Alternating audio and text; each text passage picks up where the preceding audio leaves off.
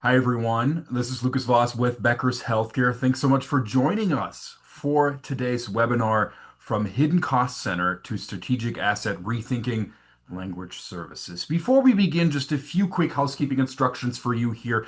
We will begin today with a wonderful conversation here, and we'll have time at the end of the hour for a question and answer session. Make sure you jot down those questions. You can submit any questions you have throughout the webinar by typing them into the Q&A box you see on your screen. And today's session is being recorded and will be available after the event. You can use the same link you used to log in to today's webinar to access that same recording. If at any time you have any issues with audio or visuals, just try refreshing your browser. You can also submit any technical questions into that Q&A box. We're certainly here to help. And with that, I'm so excited to introduce today's speakers. Fantastic to have them on. Neil Wallace, he's the Chief Operating Officer at West Medical Center. Emmanuel Chaponi, he's the Associate Vice President, Enterprise Language Access and Interpreting Services at Advocate Health. And last but not least, Corey Bolt, he's the Strategic Business Development Executive at AMN Healthcare. Neil, Emmanuel, and Corey, so great to have you today. Thanks for being here. Corey, I'll turn it over to you. Lucas, hey, thanks for the introduction. Appreciate that. And Emmanuel, Neil, thank you both for carving out time today for this important topic. Before we begin, maybe share a little bit about yourself, give a little bit of a background on how you got into healthcare and a little bit about your organizations. Emmanuel, maybe we'll start with you. Oh, I got the first one. Well, he- I got into healthcare by association through health insurance, and did some work in the health insurance side on the Michigan side, and slid into healthcare on the access side, running call centers.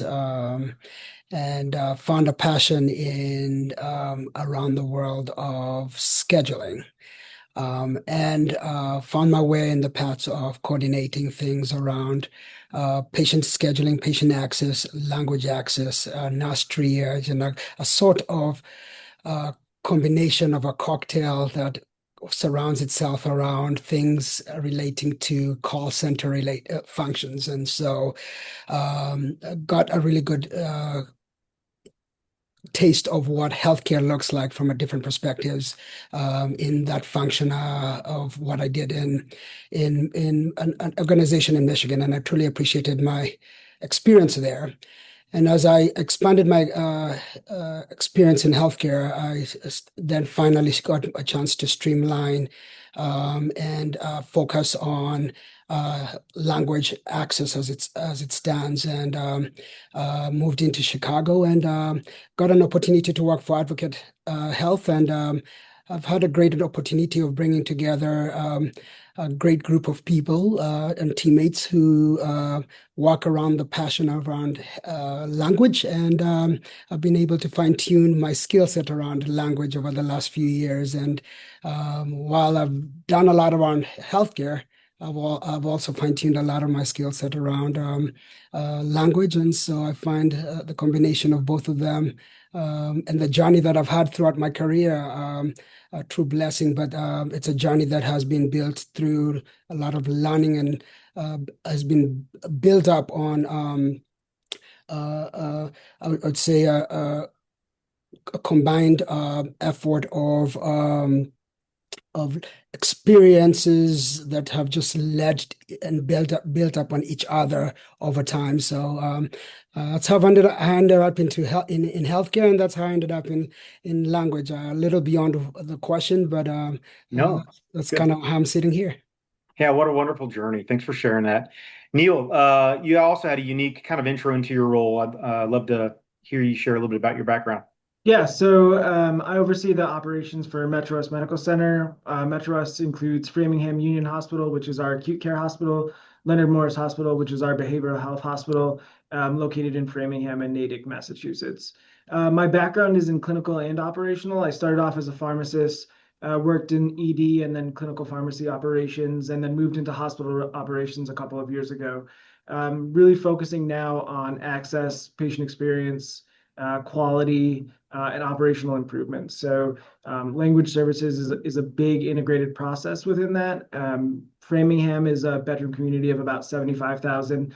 Add in, the surrounding communities, and you've got about 100,000 in total. 45% of the population doesn't speak English as their primary language, so Mm. Portuguese and Spanish as their primary language. So having a really great partner within language and a really great flow that builds it into the actual clinical workflow and not as a side setting is really important for us here. Yeah, love that. Appreciate that update in your background. Hey, we have some really great discussion topics. So let's jump right into the first one. And Neil, maybe we'll stick with you. So I'm curious, like when a patient arrives at your facility, what are you seeing some obstacles currently for the patients are experiencing just for access to language services within your system and what are the experiences they're having with the teams within your healthcare space? Yeah, so one of the biggest things is the signage when you first walk in the hospital. A lot of our patients are pedestrians, so they come in on foot or by car. And so making sure that they have the ability to know where to go is really important for us. So we've, updated all of our signage to include Portuguese, Spanish, English, and then having ways to identify for our registration staff and our front end triage nurses of who's going to need interpreter services. Any delays in care when you're coming in through the ED, which is our primary gateway into the hospital, is going to cause delays in care further down. So identifying those patients up front, knowing that they're going to need language services, helps to set us up for success as we move patients throughout the ED. Yeah, love that. I mean, no, same question, and maybe add a little bit to that is, what is your team doing to kind of overcome any obstacles just in regards to the patient experience on access to languages?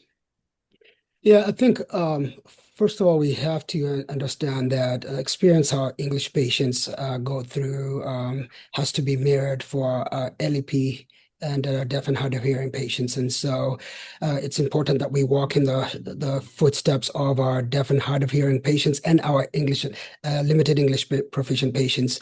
And what we do is we look at it from the a lens of everything from scheduling and in ensuring that when an LEP patient calls in that experience mirrors our English patients and that they'll schedule in the language they prefer.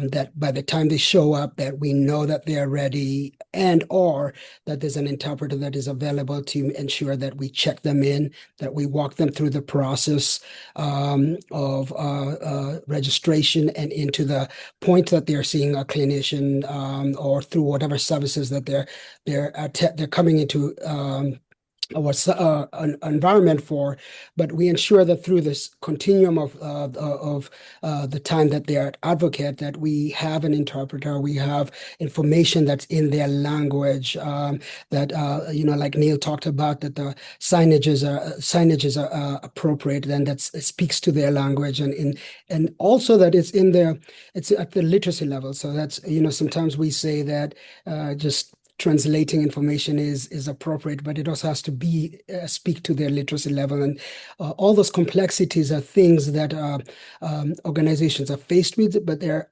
obstacles that we don't necessarily pay attention to very closely when we think about access. But those things are true obstacles to patients that patients face on a day-to-day basis when coming in.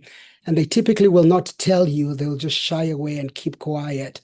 Sure. So it's important for us to be their voice if and when they don't speak. Yeah, very helpful.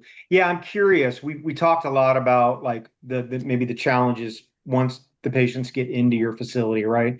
But Neil, as we talk about, and we've talked about this one-on-one as well, when you have the patients within your facility, what are some of the obstacles that you're facing to support and kind of the measureness of the efficiency around your program? So I know the one thing that you and I talked about is your ED. So I'm curious if you can share a little bit about your experience there.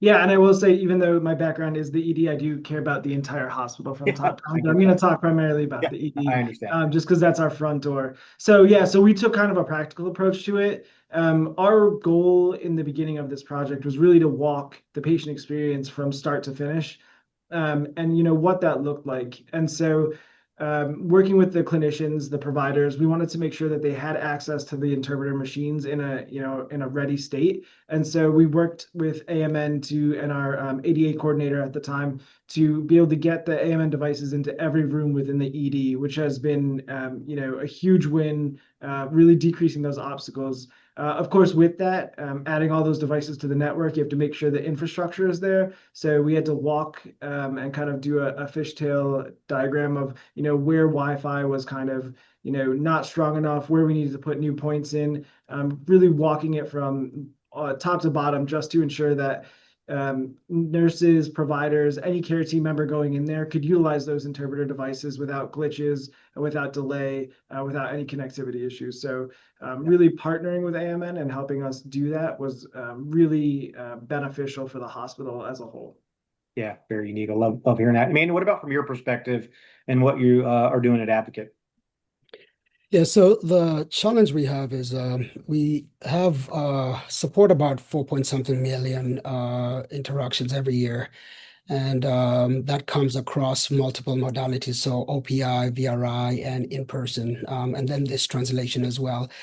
The importance of being able to balance through which modality we are going to provide to the patient is very critical. But like Neil said, there's in certain environments, we know what modality works best in the ED, where in person or VRI works best. It's important to be able to prioritize modality to the environment. And so being able to look at your different environments or your different clinics and your different um, environments and prioritizing your modality to it is very critical. And working with the clinicians to be able to do that is an important piece to it, right? Because it's not just language access forcing modality to them. It's a partnership and an experimental piece to be able to get to that final piece. So we have a modality matrix that is visit type driven, and that allows us to be able to say across the board, depending on your visit type, we will provide X modality. And if that modality is not available, give an example in person, there's a backup modality to that would trigger that. And it's very important that in ensuring that there are no delays in care. So even when if we need in person, if in person is going to delay something, we jump into VRI. But I say all this in saying that across our footprint, with the exception of our EDs, urgent care, we know who's coming into our environments. We can prepare ahead of time to ensure that our equipment, our interpreters are available. So with the exception of the ED and our urgent cares, we do exactly what Neil does, ensure that there's equipment that's available that is ready for the patients and is very mobile for providers to be able to utilize and our clinical teams to be able to utilize. The other thing that we've also done that is very easy for providers who do rounding is getting the device into their getting the app into their mobile device, which allows them to not have to drag an iPad across the different rooms. That has also been a very successful thing through our environment. And so nothing special than what Neil has done. It's just really how do we utilize technology? How do we utilize people and expand our access across our footprint to be able to meet that 4.1 million interactions that we expect to do this year? Yeah, I think it's this the purpose of this, right? This discussion today is to be able to share some of what you individually do, and obviously there's some consistency in ensuring patient access is key. So I think the folks that are tuning into this webinar and maybe asking some of the questions will take away some of these initiatives for their own system. So very helpful for you when you look at that. As you guys have both touched on, technology and equipment. From your perspective, Emmanuel, maybe we'll stick with you. From your perspective, when you are evaluating your language services partner or program, how are you evaluating that? Like, what metrics are you holding them accountable to? And what are some of the areas that maybe we should be thinking about as a language services provider that we're not today? Yeah, and Corey, that's an interesting question because we just went through an evaluation of Sure. our vendors from an LSB standpoint. So I would say gone are the days where and I'm going to just say this from a standpoint of high volume of clients, if you could put it that way. Gone are the days where we just focus on um, the cost per minute as a single metric. I think what I'm looking for from a vendor is a couple of things. Cost is one thing, but ultimately at the end of the day, I look at it and I look and say, is a vendor bringing quality? And I'm talking about just not quality of equipment alone, but quality overall of their consulting, quality of the product profile. So, is their portfolio well-rounded, meaning that they own the full suite of their portfolio, and when they're bringing it in, it seems like it's stitched so together. This is Airman's portfolio. This is so and so's portfolio, and it doesn't feel like they're outsourcing so much that I'm not even sure who I'm buying it from.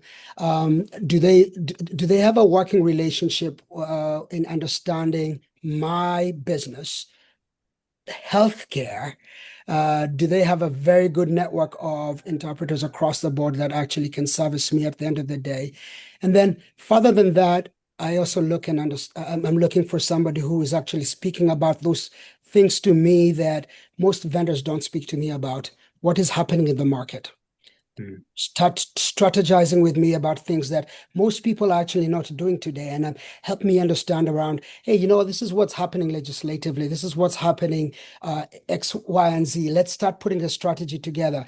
That vendor, that LSP, is gonna probably outshine beyond the cost, because you could offer me the best cost, and the opposite of it is your quality is pretty terrible. And I know there are quite a few of us listening to this call today who have gone down that road where you're getting a really good price, but you're suffering right now because you're struggling from a quality standpoint. I could tell you on the other end, there are people who have actually who are paying, who are getting a good rate, but are getting a really good service from the LSP because they understand the business, they understand the balance of it. And so at the end of the day, I think as a business owner, it's important for us to not chase the rate at the end of the day. That's a really good thing to do. And sometimes it gets people promoted, but at the long time, in the long run, look at the total value of the package that the vendors bring into the table. And that's what made it easy for me to be able to come to the table and say, this is the vendor that we're going to go with. Yeah. Wow. Very, very helpful. Neil, what about you? Yeah, and I think I really love the dichotomy just because Emmanuel's looking at everything from the enterprise level, Sure. while also focused on, local hospitals and local areas. And then I've got, just local looking at things. So obviously, there's the basic metrics of, speed to connect, reliability, ease of use, language availability. Those are definitely things you want to look at just because they're necessary. But also, does the LSP understand the community, the demographics, kind of the woes, the obstacles of, the specific hospital, the specific layout? Are they going to come on site and help you work through those and mitigate and push out different initiatives? AI is really big, so are they going to be on the forefront of technology and innovation? Are there going to be things that maybe are, not tangible an asset, but make it, completely different experience for the patient? As Emmanuel alluded to, quality and patient experience, I think, is going to be the gateway through 2026 into 2027. And that's really what we're focused on. So partnering with someone who's going to be available to help us improve those metrics, give us the data and analytics, but then also help us get to that next level, I think is really important when you're evaluating an LSP. Yeah, that's a good call. And I'm curious, you touched on the metrics piece. Do you mind digging in a little bit more, like when you're looking at metrics and you're looking at some of the things that you're measuring your language service provider at? We all know average speed to answer, call duration. What are some other metrics maybe that we should be thinking about as an industry outside of those two core, right? We touched on cost per minute as well. Yeah, so I mean, for us, focusing on the emergency department again, one of the biggest things when we were kind of doing a full walkthrough was our walkout rate. Yeah. At the time, in the beginning of 2024, our walkout rate was about 10%. So, 18 months ago at 10%. And so it was a complete walkthrough of what where the delays were, what was causing the issues. And, adding in interpreter devices into the rooms was just a small part of the broader scope that really helped to alleviate some of those delays. Now we've brought our walkout rate down to about 1.4%. So if you're looking at that in, tangible numbers, it's 770, almost 800 patients a quarter that we're now able to care for, keep within Metro West Medical Center, that aren't deferring care till they're really sick or getting care somewhere else. And so, partnering with a really good LSP to make sure that they're not looking at, just those basic KPIs, that there's, the overall broad initiatives of the hospital and where they think they can work into to help, alleviate some of the pressure, I think is really important. And that's been really successful for us. Advanced triage protocols, those go a long way. And, bringing our median length of stay down from 244 minutes down to now we're at 171 with a goal of just under 170, which we're working to get to by the middle of June. So, when it comes down to it, it's just a few minutes that can really make the difference for patients. And so, providers, clinical access teams not having to run out into the hall to find an available machine and is it plugged in, is it going to be charged, has made a huge difference for us. Yeah. Emmanuel, I'm curious from your perspective, like probably very similar maybe metrics that you advocate might be measuring. Are you seeing the same in your eyes? And are you seeing stakeholder input on internal stakeholder input on measurements that LSPs are being held to? Yes, so I'll break it down to what we're holding LSPs to and then what we're holding ourselves internally to. And Great. I'll start with what we're holding ourselves internally to.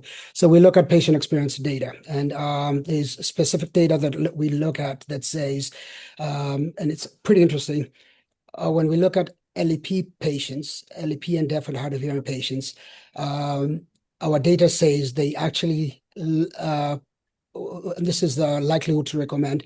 They'd recommend us higher than our English speaking patients.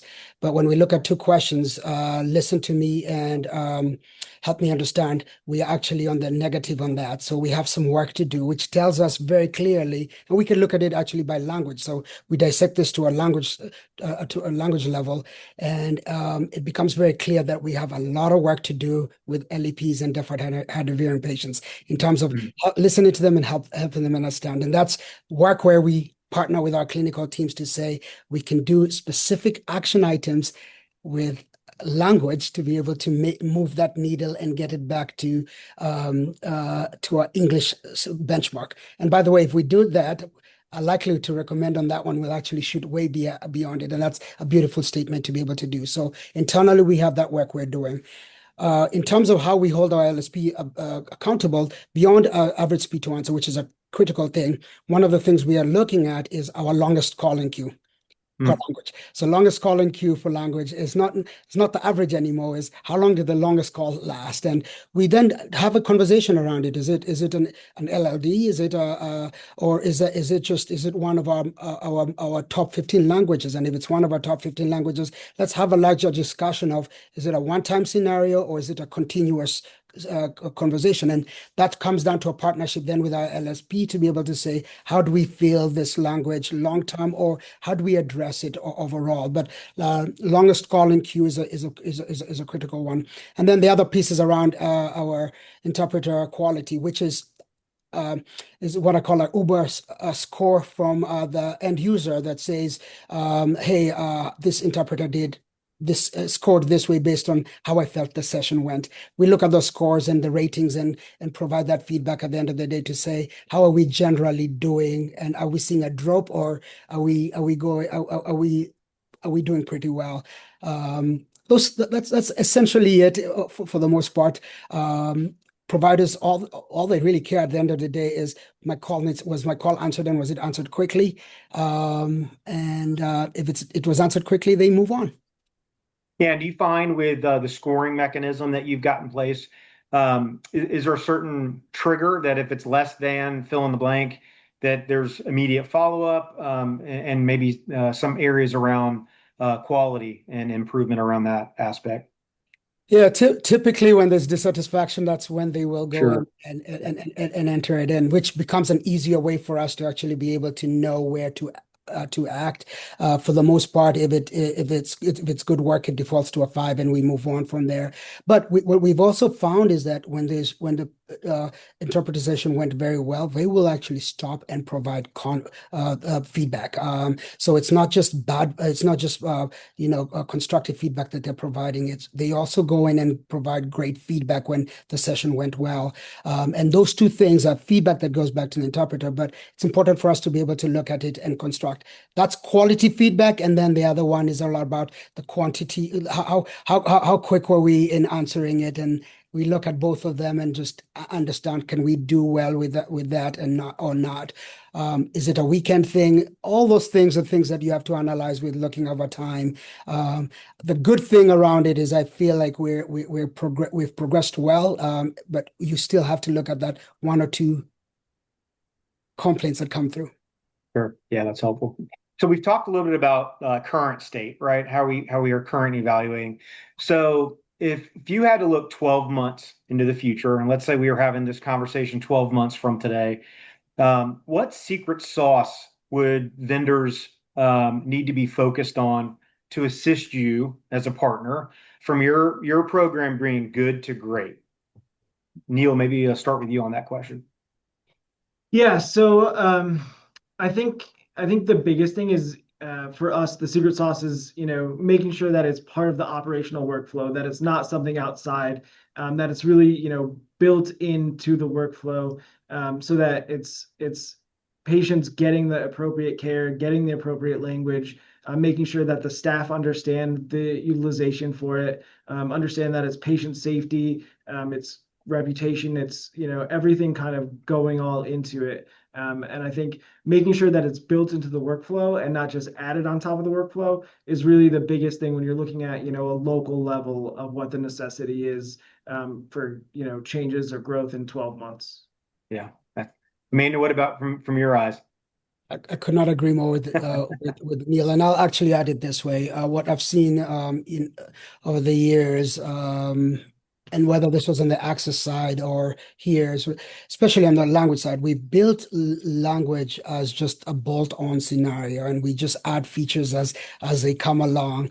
And it's time for us to reboot and rebuild access a language as part of the full solution of the DNA of the organization. So whether it's the workflow being part of Epic or whatever EMR that you use, we need to rewire language to be part of that full workflow. So Epic feeding into the workflows, feeding into regulations and how it builds in, feeding to how people are getting dispatched, feeding to the data, feeding to the predictive way and how we actually dispatch, feeding into how AI plays into this thing. And Neil kind of talked about that in the future. I think LSPs need to be talking through how do we responsibly launch AI and shaping the language of how AI feeds into interpreting. We know about the translation piece of it and how that has been regulated, but we need to start talking through how all that works through. Now, the vendor that actually succeeds in this 5 years down the road is the vendor that will be able to stitch all this stuff together and be able to stitch it with the work of organizations like Epic to be able to say, I actually understand this very well, that I can actually come in and be part of that same DNA, so that I'm not just a bolt on, or I'm not just bringing in an iPad with my app, but my Right. app actually connects with the whole DNA and it's just a click through and everything just works seamlessly. That to me will be a blessing of a vendor that works with Epic, that works with the workflow. And for me, then it's just a matter of us, of the solution working internally. It also helps me with the documentation of interpreting. It helps me with understanding how all my patients getting serviced appropriately without me having to do piecemeal. And that's what I'm doing today. 5 years from now, I'm hoping that will be all stitched together. Hey, man, you talked about the vendor that figures this out. I'm curious if you were to cast some thoughts to the supplier space or vendor space, on what doesn't exist today that we should be thinking about as a provider, as a partner, I know we've had some conversations about this. I know we've talked about AI. There's, lots going on with AI. I'm curious your perspective, and then Neil, maybe I'll ask you the same question from Metro West lens.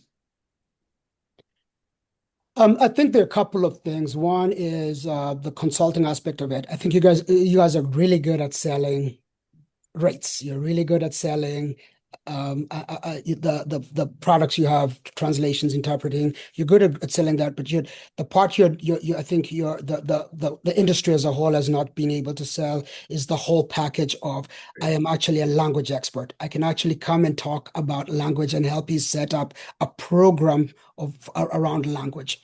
I think if you guys can sell the whole program of language, I really think you as a package and rates and everything else coming along with it, I think you'll be in good shape. Number two, and that connects to the understanding of how legislation plays in through different places. I think you guys can play in and become some kind of level of an expert on that. The second part around it is AI. Mm. And building what AI really shapes up to. I think there are quite a few people who are trying to play around with it. It's an expensive piece to do, but I really think the person who figures it out, especially for healthcare, is going to be able to shape that out. The third missing piece is who gets a relationship with organizations like Epic. That Mm. relationship with Epic, I think, seems to be the elusive piece. I think Yeah. Epic allows for connections, but it's who can actually build that trust factor with Epic that connects us, you guys, and Epic. That connection is going to be a true trust factor, and I think that there's a race to it, but I'm not sure who's going to get there first. Um, I think quite a few vendors understand healthcare, but I'm not sure everyone understands it to the depths of maybe two specific vendors.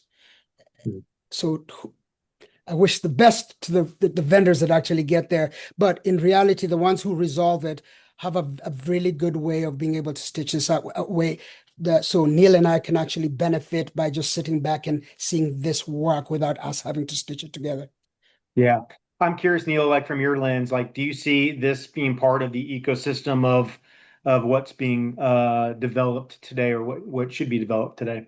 Yeah, no, I mean, I couldn't agree more. I think EHR integrated, alerts, EHR integration, I think is going to be really paramount to the next Yeah. level for really where language service really needs to go. Automatic routing for the right modality for the language would be, really incredible to see.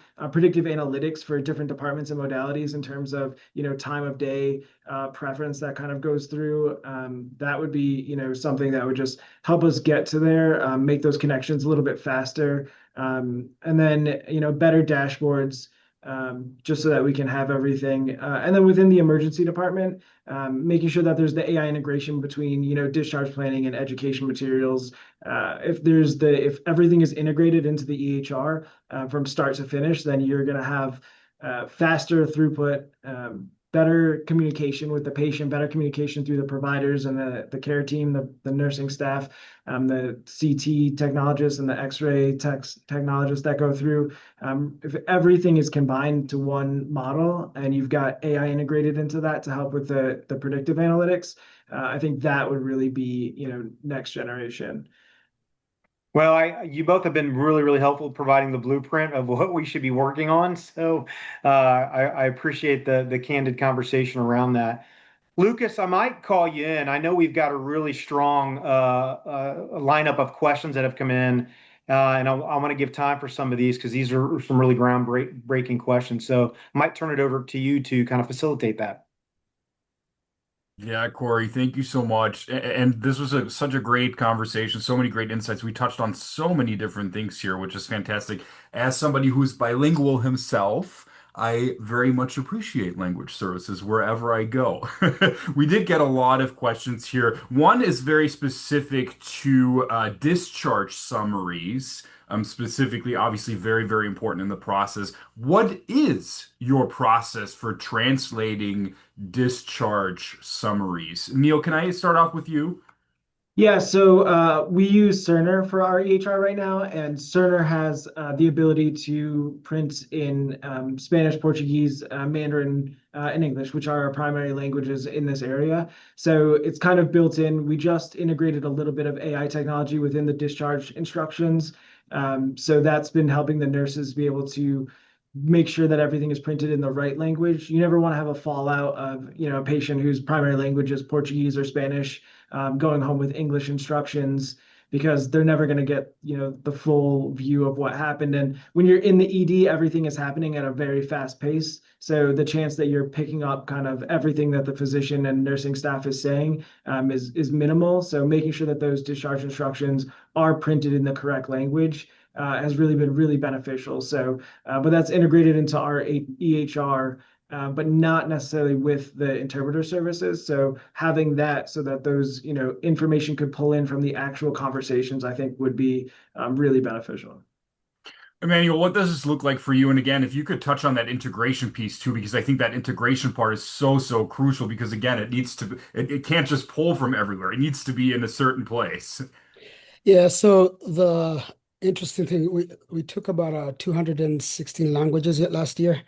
And you'd assume a majority of them needed a EVS, sorry, AVS printed for them. But what we've done is prioritize to make sure that a majority of our top 20 languages at least start getting to Epic. And so building it and similar to what Neil has built into Epic and translated into Epic is the core piece. And then for any of the other languages that would fall in through that, there's a translation process to expedite any of the any of the after visit summaries to be translated and submitted to the patient shortly, either before they leave or after they leave. There's a very uh, focused, a laser focused approach in being able to expedite this approach in the future to be able to expand languages or expedite the translation process. But we need to get this process to be more real time as close as possible with human in the loop. So this brings in some machine translation as part of it, but with human in the loop. But it's important that we get translations for AVSs to be very close to as real time as possible from when they're leaving our sites, because that adherence to the recommendations that are being provided become more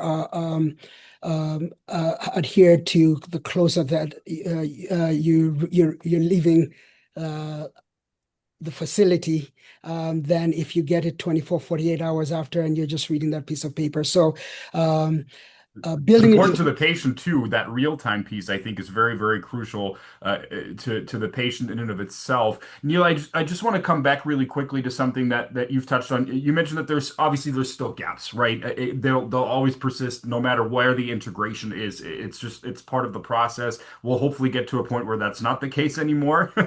But there was a question about the patient communication journey in and of itself.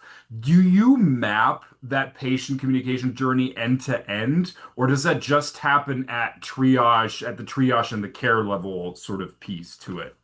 Yeah, so we map it end to end, including, having nurse callbacks for the ED so that, we kind of capture everything that we can. I think even outside the ED, we try to capture it within telecom. I think a solution within telecom for interpreter services would be really beneficial. Right now, we don't have anything that's really fully, integrated, and so some of the gaps start there, which provide, not a full rounded service when a patient's calling the hospital and doesn't have a successful connection. And so I think there will always be gaps, but I'm hoping in the future we start to minimize those and provide better patient experience and better patient care. Emmanuel, we just came from the fact that this is very, very crucial to the patient itself, right? Themselves, to be able to know where they are in the process, what this looks like, and to be able to follow. How are you mapping this? Is it a true end-to-end experience, or is it just that triage and the care level in and of itself? I would say it's both.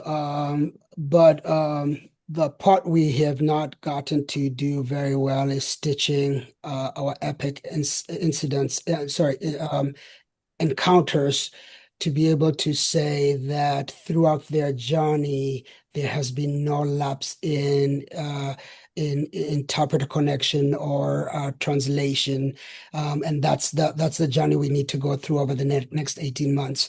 We know that patients are getting they're getting care. We know that they're getting interpreters somewhere in between that, and it's being documented. The key question is, can we connect those lines to know from end to end that communication journey has gone uninterrupted? That is the key responsibility that I have, to be able to, at the end of the day, say without a doubt yes. And if it's no, what are those gaps that we need to be able to speak through? So out of our 6 million patient base, of which about 7 to 8% of it is LEP and deaf and hard of hearing, can I quantify to say that X percentage of that, or the 4.1 million interactions, have been 100, that patient base have received 100% uninterrupted interpreter access. I cannot say that today, but I'm hoping that I'll be able to do that. But that information exists in Epic. It's a matter of stitching the data and clearly telling the story. Really quickly, though, as a follow-up to that, for organizations that are listening, that requires a lot of evaluation then. So leaders should be looking at this data and evaluate, okay, where are we actually standing? They need to actively look at this type of data and at this process in and of itself. Is that correct? Is that an important part of the process? 100%. And this is one of the things where I think we would have taken a lot of investment of resources in the past. I do think this is one thing we could look at AI, and whether it's through organizations shaping their analytics to start looking at AI to mine this data and tell the story. I think this would be a really good cause to use AI to mine data and stitch this as a KPI item to say, are we truly providing access throughout the continuum of a patient? But it is intense to pull and tell this story. Uh, but I think it's imperative that an organization can stand up and, at the end of the day, say without a doubt that we are servicing our patients at that high level, without a doubt. Corey, can I just bring you in here really quickly, just as a follow-up again to what we just touched on? Are organizations doing this? Do you feel like they're doing a better job of evaluating the data to actually see how can we help? Where can we help best? Yeah, and I think you touched on it. I think Emmanuel and Neil have both touched on it. I think one of the things that most recently in some conversations that I had with some system leaders is really following the patient journey, right? From the moment they step into the hospital to the moment they're discharged. What was that experience like? And if there was a gap, one, where's the follow-up? How do we follow up to make sure we win that patient back into your hospital? How do we keep that revenue back into the hospital? And so, AMN's had an opportunity to kind of facilitate just some of those discussions on, patient journey mapping is what we're calling it. So, yeah, Lucas, I think that's just a key call out to this. One of the favorite questions that came in here from our audience, I truly love this question, is around change management and the conversations that leaders have to have with folks to be able to accurately and effectively evaluate what we just talked about. Neil, I'd love to start off with you on this one, right? How are you approaching, or how should organizations approach educating stakeholders around this, specifically folks, right, that sit in departments, in areas of the organizations that are not frequently touching this, that are not necessarily thinking about, oh, we have XYZ languages all over our community. How do these conversations need to be approached? Yeah, so I mean, I think you have to tailor it to the right audience, right? So when you're talking to the executive team or executives throughout the community, it's about retention, operational efficiency, access, and throughput. And when you're looking at the clinical teams, the nursing staff, any of the technologists or techs that are on the floor, it's really about patient safety, communication workflow, how that's integrated and how it works through. And then when you're talking to the board members throughout the community, it's about access to serve and responsibility to serve the population. It's about the need, equity, reputation, and growth of the hospital to make sure that it's in the community for the long haul. So I think it's really about tailoring the conversations directly to who you're trying to, approach, and making sure that those conversations are lined up to be correct, and that the focus is really, the attention of the community, and making sure that we're still here to serve in another 100 years. Lucas, can I add Yeah, maybe absolutely. a caveat to that question? And Emmanuel, I'd love to hear your perspective on this based on what Neil had shared. What are you seeing as maybe advice for language service leaders within health systems that are maybe challenged with the internal currency to maybe make those shifts or get some of that support as they kind of expand some of what you guys have both talked about today? Um, so I think and Neil kind of broke it down to every single one of those audience. The patient base that we talk through are very important, but it's important for you to understand the data, right? Starts off with the community. Mm. If you don't know your community, you don't know your community data, meaning your population and how your population actually plays into your census, you're not able to speak to your board members or your executives. So, give an example, in Chicago, Illinois area, we know that there was an influx of immigrants that came in, Spanish immigrants that came in, and knowing that population helps me be able to go in and have a conversation to say, hey, we can actually increase our census in this particular area by servicing these patients, this percentage of patients by and we need to increase interpreters, or we need to increase our staffing in those areas, in those clinics. And if we do X, Y, and Z, this will be the bottom line dollars to the organization, not to language services, to the organization. And now you're talking revenue to them. And the experience will be changed by this. Safety will be changed by this. But if you talk their language, which is revenue, how you're impacting the community, how we're going to impact experience, and you're utilizing the same group of people that we're here to service, which is our limited English proficient patients, and which are part of the community, deaf and hard of hearing communities.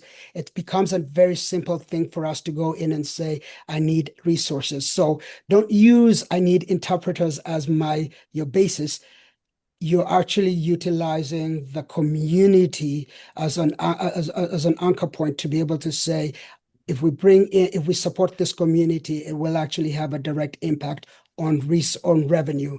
It will have a direct impact on safety. It will have a direct impact on X, Y, and Z. But if you don't understand your community or how your community actually interacts with your actual census, you'll be at a negative. So let me give a very good example. I look at my community data, which is census data.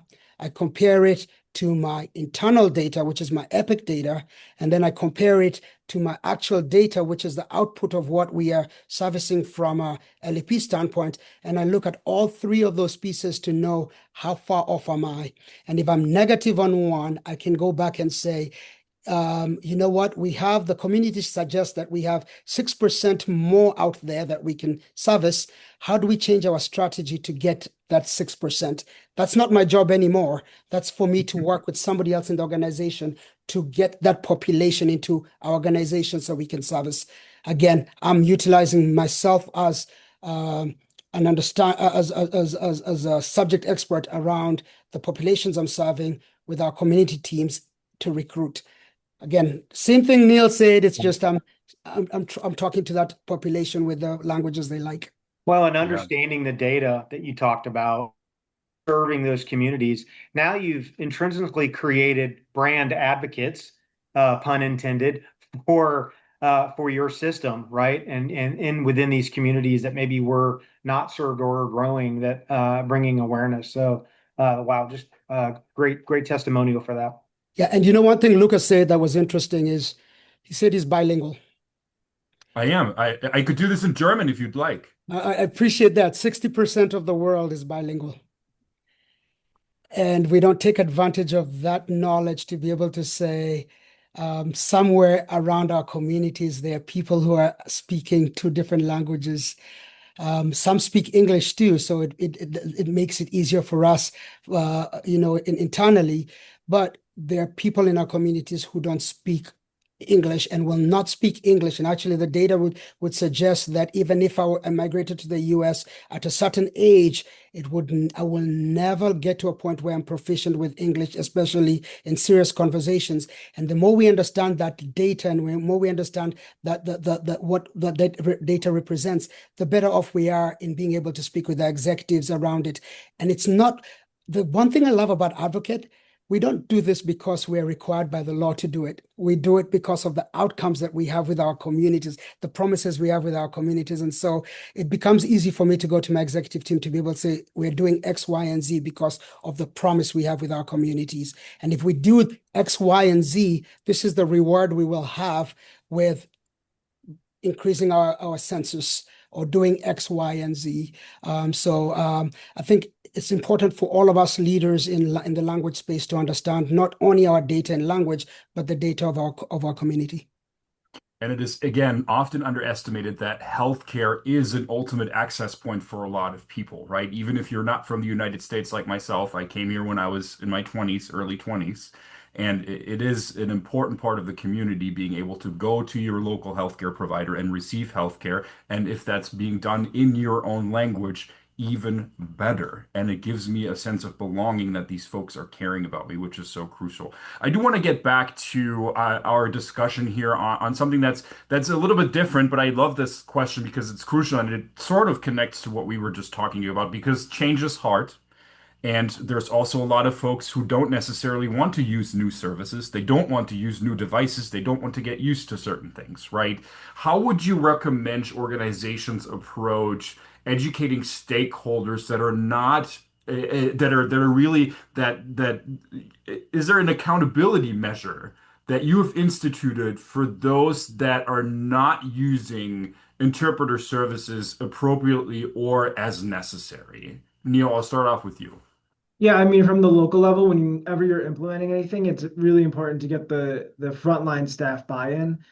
We do that here by giving autonomy and accountability to those staff members. So we want them to help build the workflow, right? We all know what the outcome is. We want patients to be able to get care in their preferred language, so that they can understand everything that's occurring to them or their loved ones. And so making sure that the frontline staff have that buy-in, are part of that discussion, is really, fundamental to how we kind of run as an operation. And so once they're in it and they've built that workflow, and you've helped facilitate that, then you move on to the next level, getting to that ultimate goal. One of the things I love about healthcare, I mean, my parents were in healthcare, my sister's in healthcare, my little sister's not in healthcare, but she'll end up there one day, is everyone who's in healthcare is out to just help people.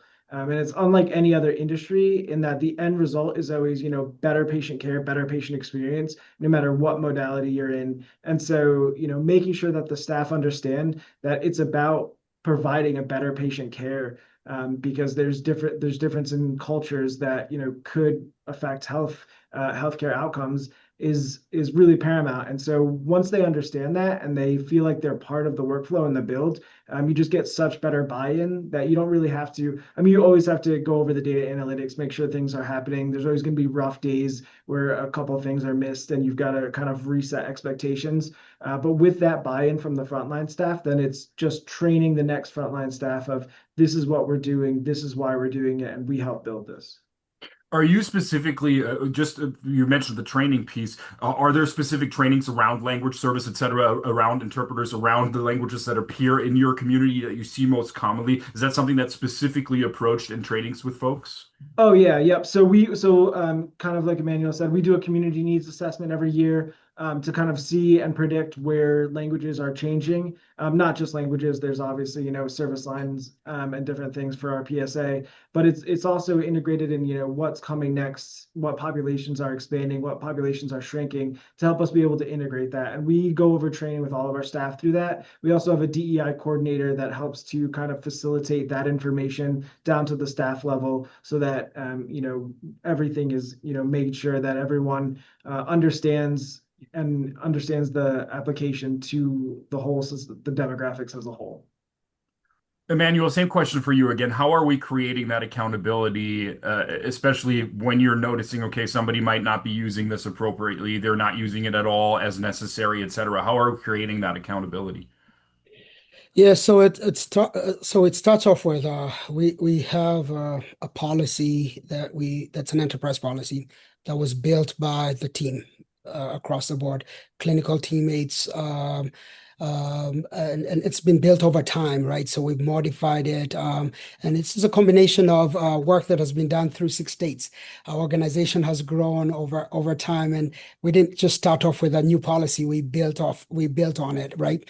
And it comes with a lot of culture and built up from it. So from that one policy has come up an education process, and now all teammates are expected to do this education. And actually, in a few weeks, we're gonna retake that education. It's mandatory across the board. So all teammates take education that covers language, and that's one thing I'm really proud of. All new teammates and all existing teammates have to take that education annually. On top of that, we have a process that monitors any errors that are happening or events that are happening across the board. And through that, we do remedial training. We capture any issues and have conversations with clinical teammates or non-clinical teammates around issues that have come across, and through that we discover some areas where we need to improve on policy or some areas where we need to improve on workflow, because it's not perfect. But we use that as an opportunity to be also to educate both ways. But I think education, accountability, those are things that are ongoing, and that's the reason why I actually probably will continue to have a job, because it's the enforcement of the work, and ensuring that the policies remain up to date, and that people that I'm hearing the conversation on both ends, and ensuring that the processes remain very fluid, and not too rigid that our clinical teams are feeling too frustrated. One of the noises we had back in the day, it's too frustrating to get an iPad. So we increased iPads, right? Made it Mhm. easier for them to do it. Or things are dropping off. So look at networking. It's important to hear on those ends, but I can't hold people accountable if iPads are dropping or it's hard for them to get it, right? So education, training, and just continuous conversation with our clinical folks is an important piece. And you both mentioned something that's very important, which is agency. You're giving your staff and your folks the agency to say, this is working for us, this is not working for us, and they're having an input into the conversation, which is so crucial. Corey, really quickly, we're almost at time, but I wanted to get your Yeah. perspectives on this too, specifically around change management. And again, it is tough. You know this with organizations, but Sure. again, what have you seen work there when it comes to accountability around these services? Yeah, I think it's the evaluation piece, right? It's both current state and how do we help support the optimization of the program, right? So thinking about programs that seem to be stagnant and not evolving, how do we look at it different? One of the things that I appreciate about Emmanuel is he's challenged us as an organization to be bold in what you're doing, be bold in the solutions, and I think that's in turn how we're evaluating even with our own clients, like how do we be bold together and look at this industry without losing sight that we need to focus on the patient and the patient experience, and it's easily lost when you get too far ahead of your skis. And so I think kind of looking at evaluating your program and really optimizing what you're currently doing is the key to success for sure for both parties. What a great conversation. I want to thank you all so much for being here. Yes, Emmanuel, go ahead. Yeah, I just want to add one thing before we end. I want Yes. to represent two different groups, right?